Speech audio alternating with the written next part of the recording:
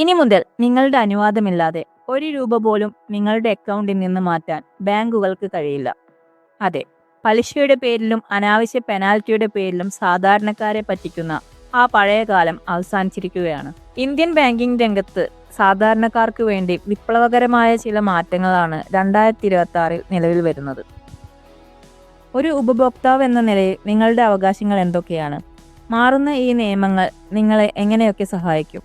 Banking ഇടപാടുകളിൽ നമ്മൾ പുലർത്തേണ്ട ജാഗ്രതയെക്കുറിച്ച് കൃത്യമായി മനസ്സിലാക്കാൻ ഈ വീഡിയോ പൂർണ്ണമായും കാണുക. ആദ്യത്തെ നിയമം തന്നെ ബാങ്കുകൾക്ക് വലിയൊരു തിരിച്ചടിയാണ്. പക്ഷെ നമുക്കൊരു വലിയ ആശ്വാസവും. പലരും ഒരു വീട് വെക്കാനോ കാർ വാങ്ങാനോ ലോൺ എടുക്കാറുണ്ട്. കഷ്ടപ്പെട്ട് പൈസ ഉണ്ടാക്കി ആ കടം ഒന്ന് വേഗം തീർക്കാൻ നോക്കിയാൽ അവിടെയുണ്ട് ബാങ്കിന്റെ അടുത്ത ചതി. ഫോർക്ലോഷർ ചാർജ് എന്ന പേരിൽ 2% മുതൽ 4% വരെ അവർ പിഴ ഈടാക്കും. അതായത് നമ്മുടെ കടം നമ്മൾ വീട്ടുന്നതിന് ബാങ്കിന് പൈസ കൊടുക്കണം. എന്നാൽ 2026 ജനുവരി 1 മുതൽ ഇതിന് ഫുൾ സ്റ്റോപ്പ് വീണിരിക്കുകയാണ്. ഹോം ലോൺ ആയാലും പേഴ്സണൽ ലോൺ ആയാലും കാലാവധിക്ക് മുൻപേ അടച്ചു തീർത്താൽ ബാങ്കിന് ഇനി 1 രൂപ പോലും പിഴ ചോദിക്കാനാവില്ല.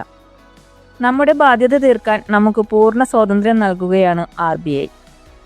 അടുത്തത് സെക്യൂരിറ്റി അപ്ഗ്രേഡ് ആണ്. നമ്മുടെ ഫോണിലേക്ക് വരുന്ന ഒരു OTP മതി ഹാക്കർമാർക്ക് നമ്മുടെ അക്കൗണ്ട് കാലിയാക്കാൻ.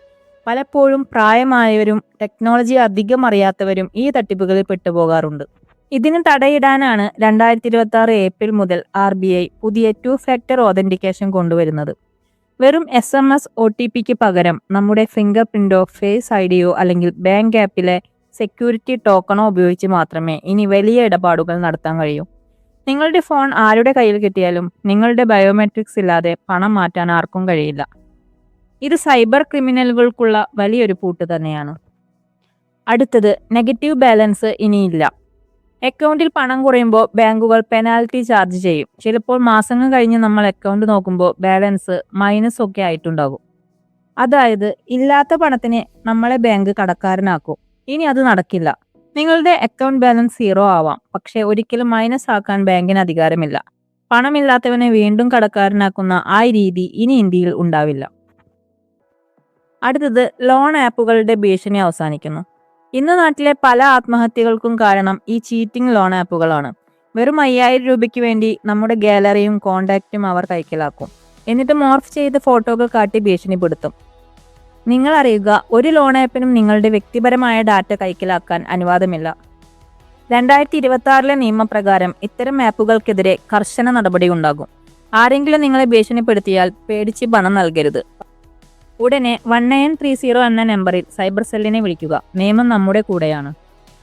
അടുത്തത് ATMൽ നിന്ന് പൈസ വന്നില്ല, പക്ഷെ അക്കൗണ്ടിൽ നിന്ന് കുറഞ്ഞു. മിക്കവർക്കും ഈ അനുഭവം ഉണ്ടായിട്ടുണ്ടാകും. ഇനി ഇങ്ങനെ സംഭവിച്ചാൽ ബാങ്ക് അത് 5 ദിവസത്തിനുള്ളിൽ തിരികെ തന്നിരിക്കണം. തന്നില്ലെങ്കിൽ 6ാം ദിവസം മുതൽ ഓരോ ദിവസത്തിനും 100 രൂപ വീതം ബാങ്ക് നിങ്ങൾക്ക് പിഴയായി നൽകണം. ബാങ്കിന്റെ തെറ്റിന് സാധാരണക്കാരൻ എന്തിന് നഷ്ടം സഹിക്കണം? അടുത്തത് സിബിൽ സ്കോർ ഇനി വേഗത്തിൽ മാറും. 2026 ഏപ്രിൽ മുതൽ പുതിയ നിയമം വരികയാണ്. ഇനി മുതൽ ഓരോ 7 ദിവസത്തിലും നിങ്ങളുടെ ക്രെഡിറ്റ് സ്കോർ അപ്ഡേറ്റ് ചെയ്യപ്പെടും. അതായത് നിങ്ങളൊരു ലോൺ കൃത്യമായി തിരിച്ചടച്ചാൽ വെറും ദിവസങ്ങൾക്കുള്ളിൽ തന്നെ നിങ്ങളുടെ സ്കോർ മെച്ചപ്പെടും. തിരിച്ചും അങ്ങനെ തന്നെയാണ്. ഒരു ദിവസം പേയ്മെന്റ് വൈകിയാൽ അത് അപ്പോൾ തന്നെ നിങ്ങളുടെ റെക്കോർഡിനെ ബാധിക്കും. അടുത്തതാണ് ഒന്നിലധികം നോമിനികളെ നമുക്ക് വെക്കാം. ഇത്രയും കാലം ഒരാളെ മാത്രമേ നോമിനിയായി വെക്കാൻ സാധിച്ചിരുന്നുള്ളൂ. എന്നാൽ ഇനി മുതൽ നിങ്ങളുടെ ബാങ്ക് അക്കൗണ്ടിലോ ലോക്കറിലോ 4 നോമിനികളെ വരെ നിങ്ങൾക്ക് ചേർക്കാം. ആർക്ക് എത്ര ശതമാനം പണം ലഭിക്കണമെന്ന് നിങ്ങൾക്ക് തീരുമാനിക്കാം. നമ്മുടെ കാലശേഷം നമ്മുടെ കുടുംബാംഗങ്ങൾ പണത്തിന്റെ പേരിൽ തല്ലുണ്ടാക്കാൻ പാടില്ല. അതാണ് RBI ലക്ഷ്യമിടുന്നത്. ഈ വീഡിയോ എല്ലാവർക്കും ഉപകാരപ്പെട്ടെന്ന് വിശ്വസിക്കുന്നു.